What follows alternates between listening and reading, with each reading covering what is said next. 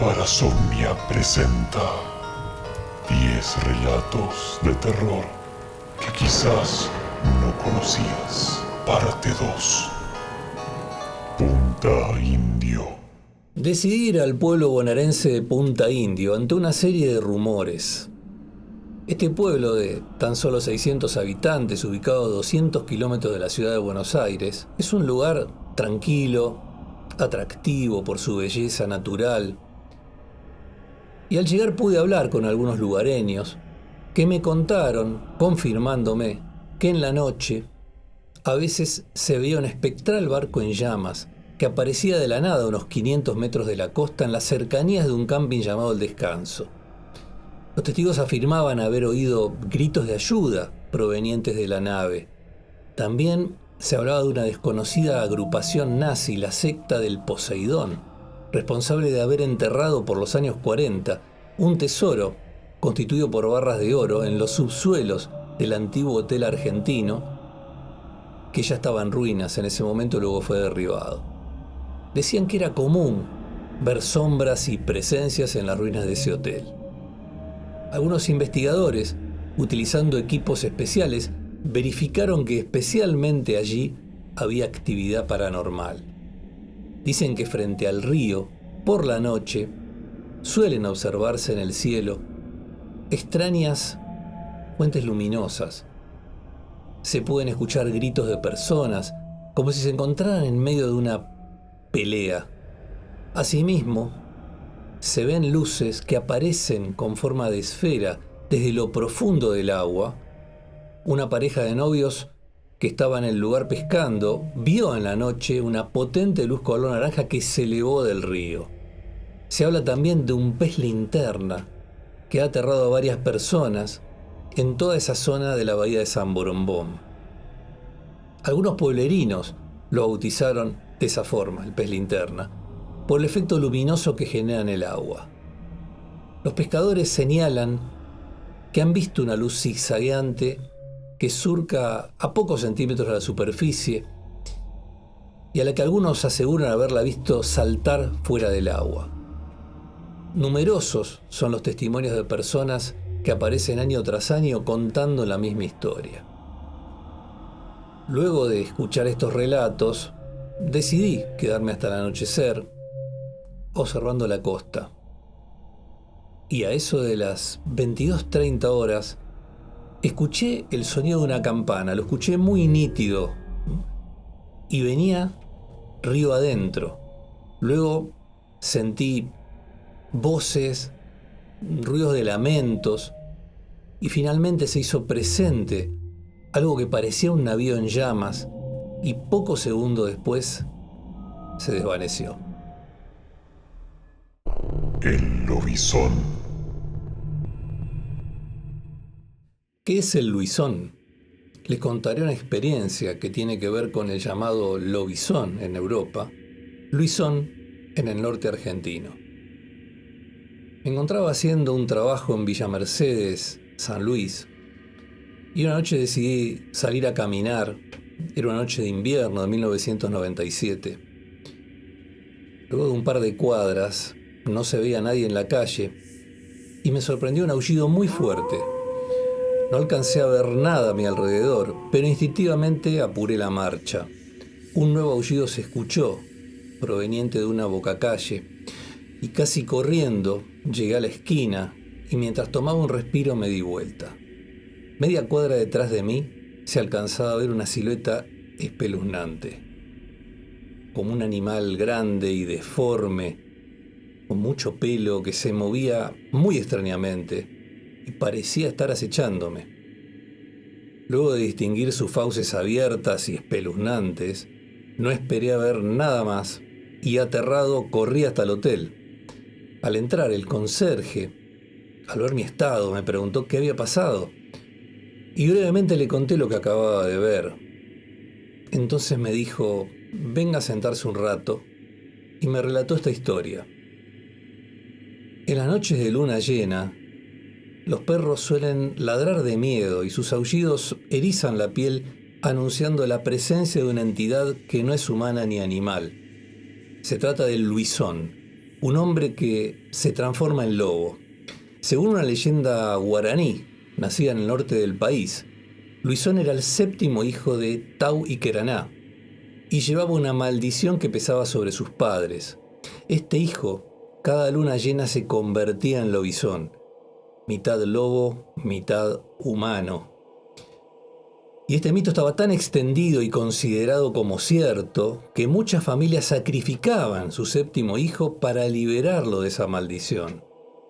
Fue por esta razón, para proteger a ese séptimo hijo del matrimonio, que se creó en el país la norma que protegía a ese niño, convirtiéndolo en ahijado del presidente. Ya en 1907 se hizo el primer bautismo oficial, con el presidente de la nación como padrino. Pero esta norma no impidió que la gente siguiera mirando de reojo, que el séptimo hijo varón no se convirtiera en lobizón, y de paso que a la séptima hija mujer no se hiciera indefectiblemente bruja. Pero parece que en nuestros pagos la cosa viene de mucho antes. Cuando Sebastián Gaboto, explorador del Río de la Plata, conoció a los aborígenes guaraníes en las cercanías del actual Itatí, ya existía la idea de hombres que se convertían en animales. Dicen nuestros paisanos que al hombre lobo se lo puede reconocer los días sábados, porque sufre fuertes dolores de estómago y su olor es insoportable, ya que el viernes a la noche anduvo vagando por basurales, revolcándose entre osamentas, comiendo carne podrida y atacando a cuanto caminante haya encontrado. En el Chaco dicen que es un perro negro grande con una oreja corta y una oreja larga hasta el suelo, que arrastra cadenas y que produce tanto terror su presencia que los perros gimen y se esconden de solo olfatearlo. La única manera de eliminarlo es utilizando una bala de plata bendecida o con la marca de una cruz en la punta. Huicho, Luisón o Lobizón son los nombres que le dan a este ser. Principalmente en la mitología guaraní se lo considera el señor de la muerte. Además, la leyenda del lobizón afirma que a esta criatura le gusta deambular por cementerios y profanar tumbas, pues allí es donde consigue comida, pues se alimenta de carroña, desechos, y su comida favorita es la carne humana de un recién fallecido. Es una criatura muy sigilosa, por lo que sus víctimas no se percatan de su presencia. Por esto mismo, prefiere los lugares oscuros. Y si te muerde, también te convertirás en un lobizón. Se cuenta que se transforma cada viernes y martes cuando hay luna llena. Durante esos días el lobizón pierde su forma humana. También en la mitología guaraní lo describen como un ser absolutamente monstruoso, horrible, con largos y sucios cabellos que prácticamente lo cubren por completo. Y a su paso se siente un olor muy fétido y nauseabundo que presagia la presencia de la muerte. En Albardón, provincia de San Juan, en 1991, cuentan que habitaba una figura al que los locales le apodaron el lobizón, que se hacía responsable de las matanzas de muchos animales que se producían en la zona. Y por otro lado, en la década de los 60, en Hachal, cerca de las zonas rurales, existían también historias de un hombre que podía transformarse en una especie de perro muy grande.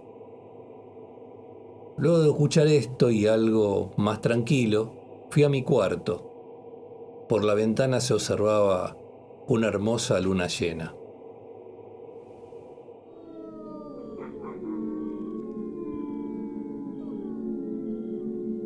Profesor, hoy hay luna llena.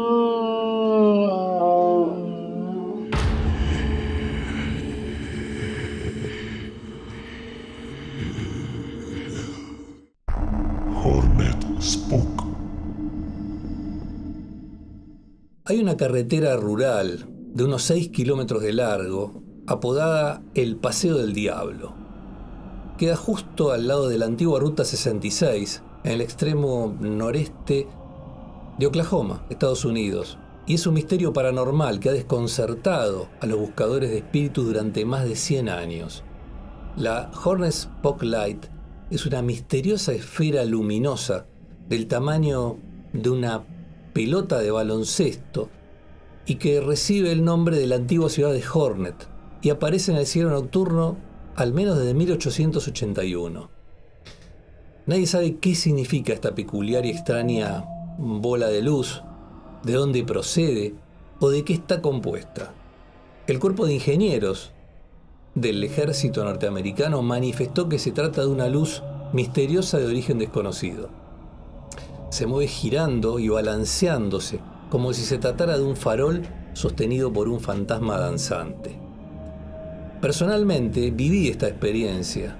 Transcurría el año 2003, cuando viajé por esos lugares junto a un gran amigo llamado Luis.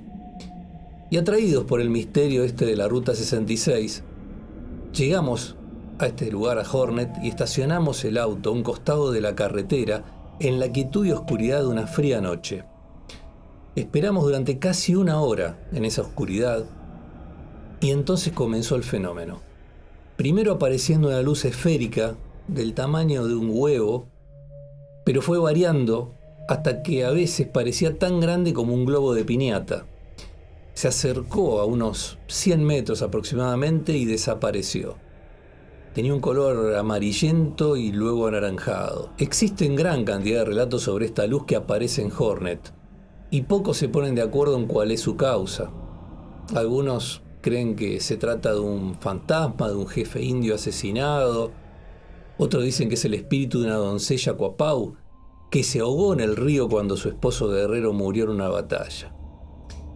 Algunos lugareños creen que las luces son causadas por el gas de los pantanos, aunque es poco probable que el paisaje que rodea a la Hornet Spotlight produzca gases luminiscentes. Evidentemente las luces aparecen en los cielos más allá de las circunstancias y variaciones de brillo y tamaño, y son un fenómeno que se repite en infinidad de lugares y épocas sin que haya una explicación definitiva. La cruz. Un alumno llamado Julio me contaba que hacía tiempo se sentía algo desganado, cansado, especialmente en su hogar luego del anochecer. Le pregunté si algo fuera de lo común le había ocurrido. Me comentó que sí, pero que había pasado ya hacía casi 3 años atrás. Había ido a una reunión con un grupo de amigos del colegio secundario y uno de sus compañeros, Mateo, les dijo: miren lo que encontré en la calle, y colocó sobre la mesa una extraña cruz.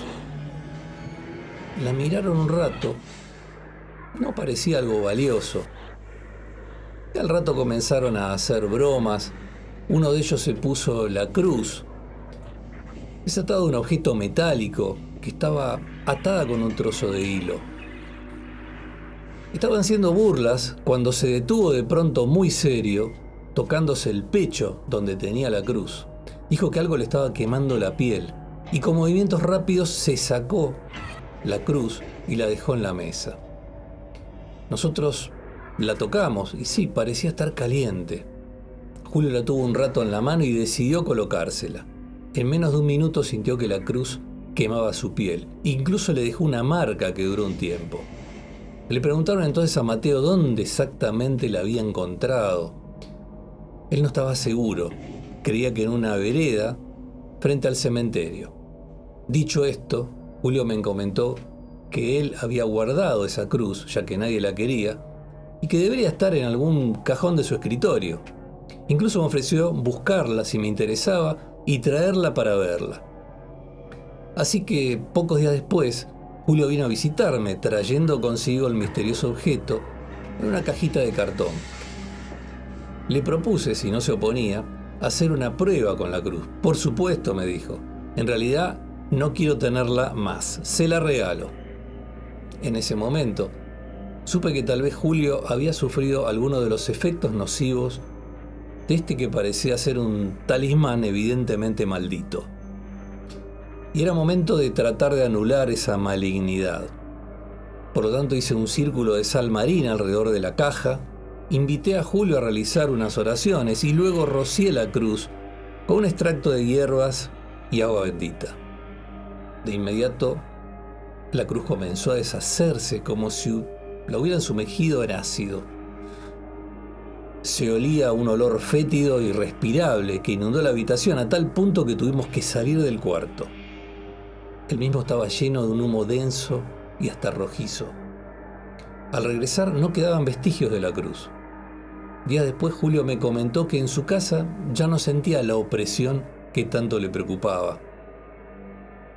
A veces, los objetos contienen una energía negativa que puede ejercer su influencia sobre nosotros.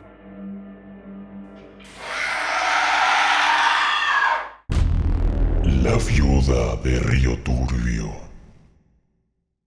En un viaje a la Patagonia fui a visitar la mina de carbón de Río Turbio, construida en la década del 40. Y cuando voy a entrar me preguntaron si yo era sacerdote. Me sorprendió la pregunta, pero luego me explicaron a qué se debía. Si bien hay una prohibición de ingreso para las mujeres a toda mina, los curas tampoco pueden ingresar. ¿Por qué? Porque el cura es un ministro de Dios y por lo tanto es mejor que se quede afuera, me dijeron. Según la leyenda, las minas son subterráneas y por lo tanto son mujeres amantes del diablo.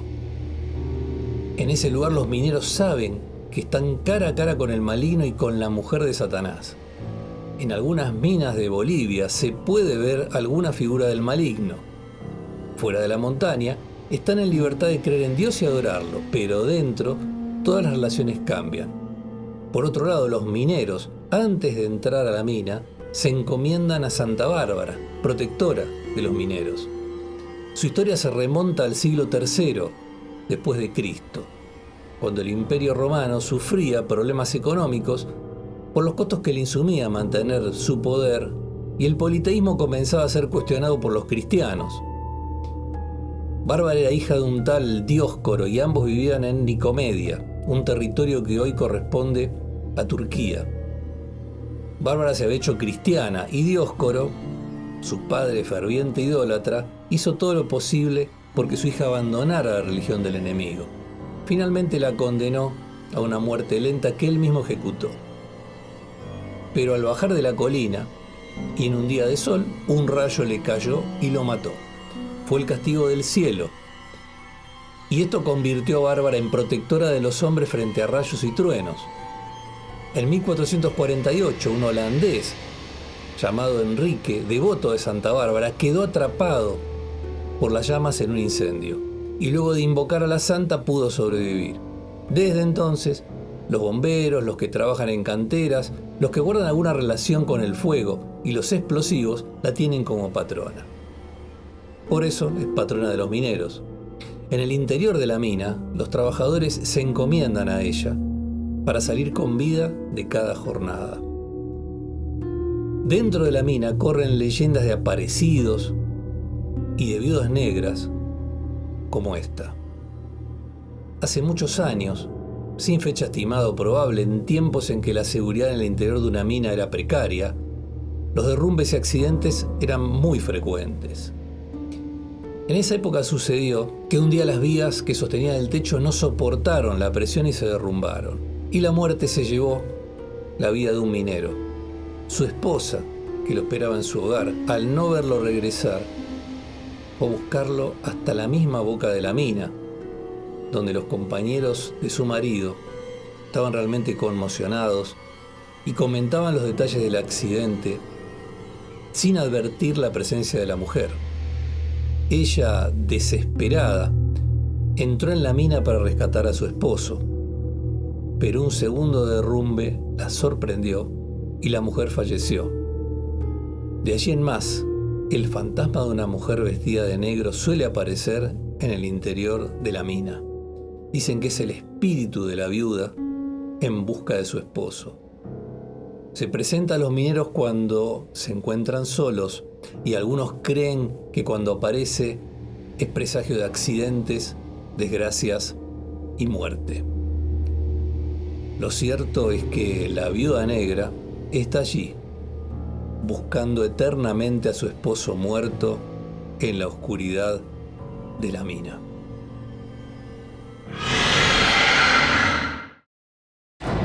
Haciendo dedo. Esto le pasó a un empresario en Santa Fe, cuando manejaba su camioneta por la ruta provincial 92, y vio un joven vestido con ropa de estudiante del colegio industrial haciendo dedo. Él había salido de Arteaga, una pequeña localidad de unos 3.000 habitantes, y se dirigía a Rosario. Este joven de unos 17 años subió a la camioneta, permaneció callado largo rato, hasta que pidió bajarse en el cruce de la ruta donde se encuentra el acceso a un cementerio. El conductor, un tanto asombrado, detuvo la camioneta. El joven bajó y este hombre comenzó a sentir un fuerte olor a quemado. Se puso a revisar el vehículo, pero al muchacho ya no lo vio más. Revisando la camioneta encontró que la alfombra de goma del acompañante estaba derretida. Le habían quedado grabadas las huellas de 2 pies. Revisó el lugar, no encontró rastros ni pisadas alrededor, como si nadie hubiera bajado del vehículo. Este relato es similar al que un hombre llamado Claudio me contó y que le sucedió en la Ruta Nacional 11 a la altura de la localidad de Sauce Viejo, en Santa Fe. Cabe aclarar que en este tramo sucedieron bastantes accidentes. Claudio conducía su vehículo a la madrugada cuando vio a una mujer haciendo dedo al costado de la ruta. Se hallaba vestida de blanco y al detenerse se acercó a la ventanilla y le pidió que la lleve al cementerio. Y hay otros casos semejantes que protagoniza esta mujer de blanco, por ejemplo en la ruta 34, a la altura de Fernández, en Santiago del Estero. Una noche 2 hombres que conducían un automóvil vieron a una mujer de blanco. Este espectro apareció alrededor de las 22:15 al costado de la ruta. Simplemente la mujer hacía dedo. Ellos la vieron y cuando frenaron desapareció. Espectros que hacen dedo en la ruta y atemorizan hasta el más valiente. Me pregunto si existe alguna relación entre todas estas apariciones. Bello misterio, ¿no?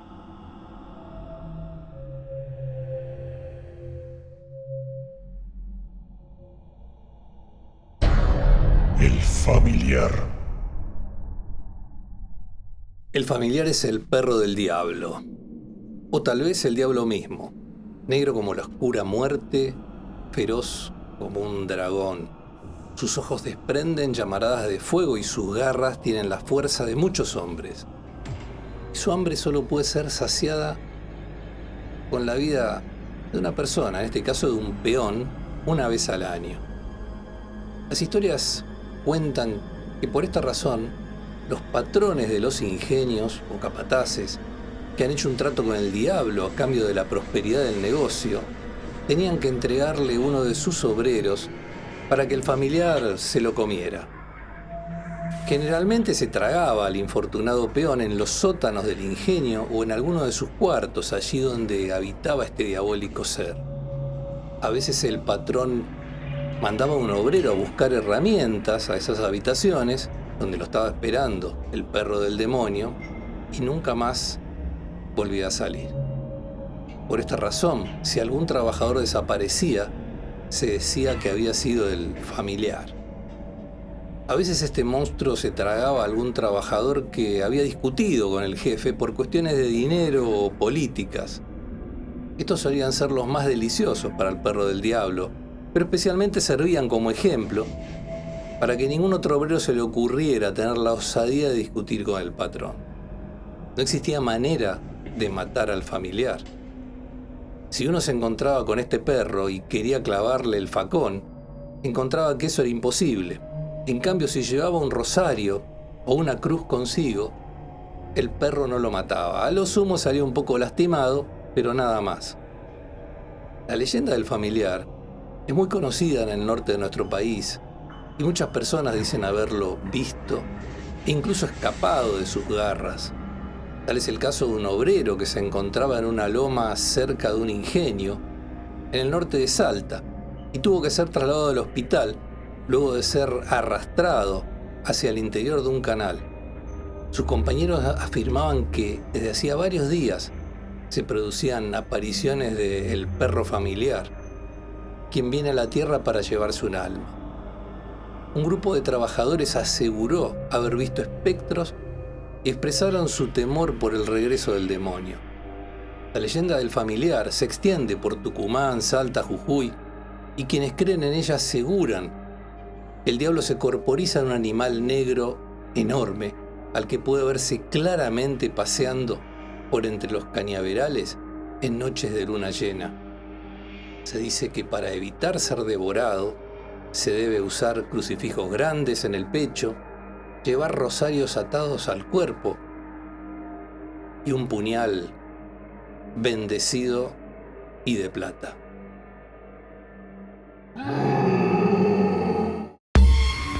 La Telecita. Me hallaba en una fiesta que celebraba un pariente santiagueño en la estancia La Aurora sobre la ladera de las sierras de Guasayán en Santiago del Estero. Disfrutábamos de un fogón nocturno cuando luego de saborear unas deliciosas empanadas comenzó la música y algunas personas empezaron a bailar. Creí sentir una risa como de niña que se convirtió en llanto. Me di vuelta y observé a una joven mujer danzando, pero su vestido parecía estar quemándose. Me levanté decidido a ayudarla, pero en ese momento se desvaneció en la noche. Le comenté a mi pariente lo sucedido. Me miró sonriendo y me dijo: «Acabas de ver a la Telecita». Y a continuación me contó lo siguiente. Teléfora Castillo era una muchacha que amaba la danza. Pudo haber vivido hacia el siglo XIX y actualmente se ha convertido en una especie de ángel o alma milagrosa que tiene el poder de devolver las cosas perdidas. Cuenta la leyenda que Teléfora Castillo o Teléfora Santillán era una muchacha originaria de la provincia de Santiago del Estero, una joven que adoraba la danza y murió trágicamente abrazada por las llamas. Existen varias versiones. Una de ellas cuenta que la muchacha, fascinada por el sonido de una música, se puso a bailar alrededor de una fogata. Sin darse cuenta, su vestido se encendió, ardió rápidamente y ella falleció por los daños ocasionados por esas quemaduras. Dicen que su alma es milagrosa y, entre otros dones, tiene la capacidad de hacer aparecer lo extraviado. Se hace una especie de ritual denominado la telesíada, en el que predomina el baile. Yo quedé muy conmovido por el relato, pensando en la pobre muchacha y en el propósito de su aparición. Sin dudarlo, hice una oración por ella y al día siguiente un ritual de sanación por su alma. Que Dios te bendiga, Telecita. Nahuelito. ¿Conoces a Nahuelito? En el año 1981 me hallaba de vacaciones en las cercanías del lago Nahuel Huapi. Había ido de picnic a la playa poco frecuentada de una parte bastante oculta del lago. Fui a caminar bordeando la costa cuando sentí un chapoteo y vi que algo parecido a una aleta grande se movía en el agua. Noté también una especie de cola que se arrastraba por las piedras de la costa hasta desaparecer en el lago. Charlando con lugareños, supe que desde tiempos anteriores a la conquista de América se extiende un relato en torno a la posible existencia de un ser prehistórico que vive allí, semejante a Nessie, el monstruo del lago Ness. Un albañil me dijo que hacía menos de un mes estaba reparando un techo cuando, mirando hacia el lago, vio un animal grande chapoteando. Del susto casi se cae del andamio. También cuentan que allí, en el lago Nahuel Huapi, vive un ser acuático, misterioso, semejante a un plesiosaurio, una criatura enorme que sale del agua por las noches y que a veces deja huellas grandes y extrañas. Piensan que el nahuelito, así lo llaman, se alimenta de peces, aunque a veces incursiona en tierra para capturar alguna vaca, ya que es carnívoro. Por otra parte, el lago Nahuel Huapi registra numerosos naufragios. Lo llamativo es que existe una zona donde se localizan la mayoría de los accidentes. Esto es entre la península San Pedro y la isla Victoria. Un caso bien registrado aconteció el 27 de octubre del año 2006, a 2 kilómetros de la costa sur de la isla Victoria. El yate a motor Terapia, con turistas extranjeros, se hundió por causas extrañas. Existen varios argumentos, entre ellos que tuvo una avería en el casco, producto de un fuerte golpe. Lo llamativo es que esto ocurrió en una zona donde hay más de 200 metros de profundidad, por lo que es imposible que algún tipo de obstáculo rocoso dañara el casco de la embarcación. Según las declaraciones, el yate comenzó a hundirse gradualmente, hasta que en un momento determinado se precipitó bajo el agua, quedando una persona atrapada. Aún hoy sigue sin aparecer la embarcación. Nahuelito comenzó a hacerse famoso en 1920, con reportes de un tal Martin Sheffield, un sheriff que llegó a Sudamérica tras los pasos de los célebres bandidos norteamericanos Butch Cassidy y Sundance Kid. Sheffield denunció la existencia en el lago de un animal de cuello largo, de entre 15 y 20 metros de largo, lo que interesó al entonces director del Zoológico de Buenos Aires, Clemente Onelli, quien ya había recibido informes relacionados con este tema desde hacía varias décadas. En 1922 se organizó una expedición a la que la prensa de la época dio características de espectacular, a fin de constatar la veracidad de la insólita aparición de un plesiosaurio en las aguas de este lago en Bariloche, pero nunca hallaron nada. El lago Nahuel Huapi, con sus 550 kilómetros cuadrados y su profundidad de más de 450 metros, continúa guardando sus secretos.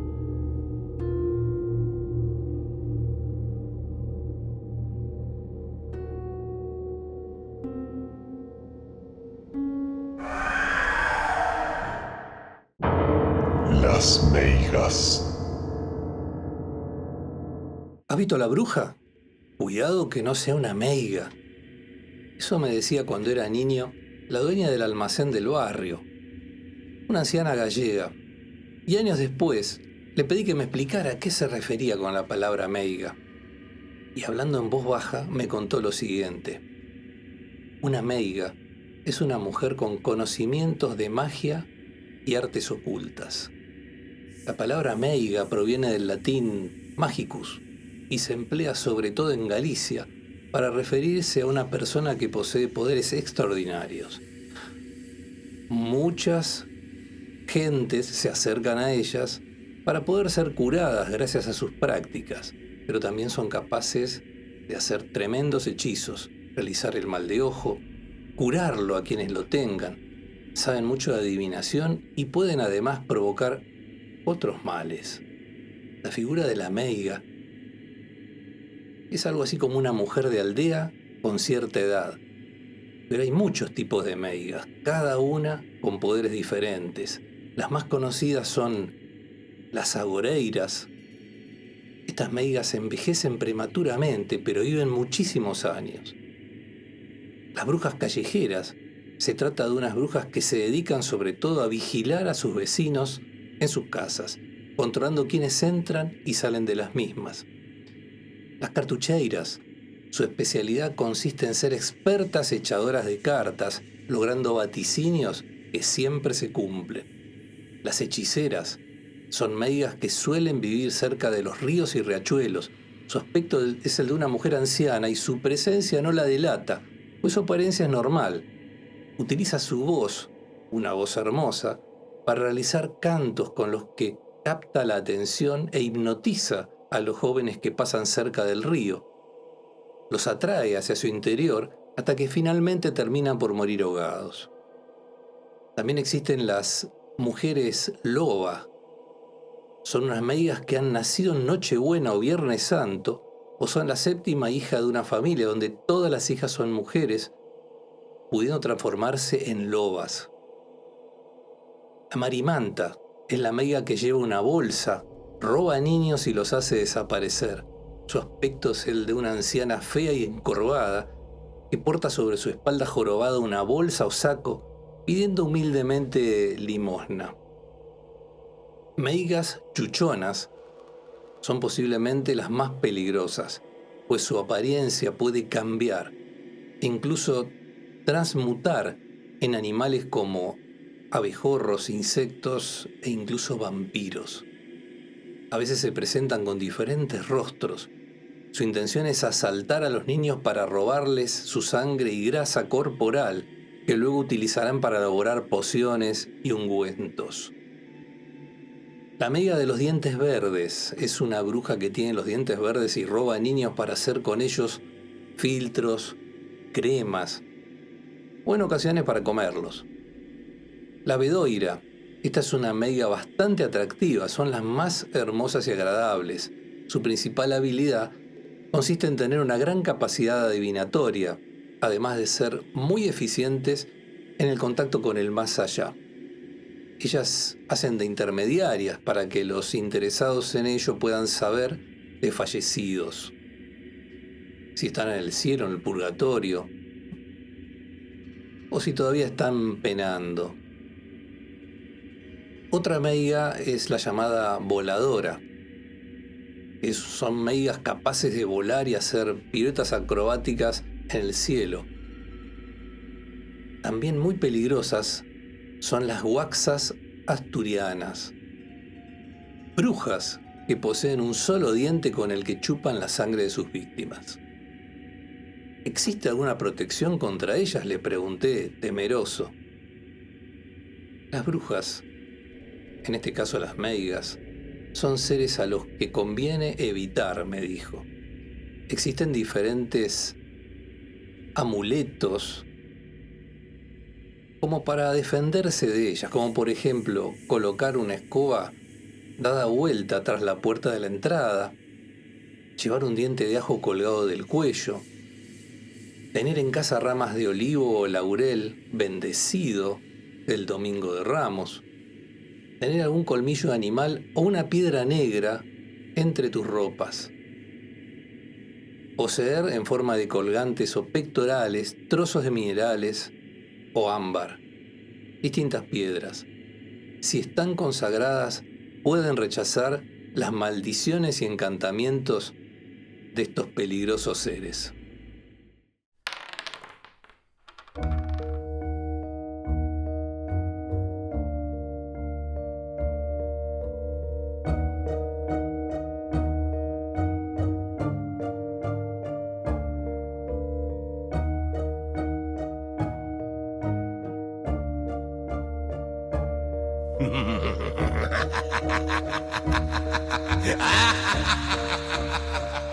Ha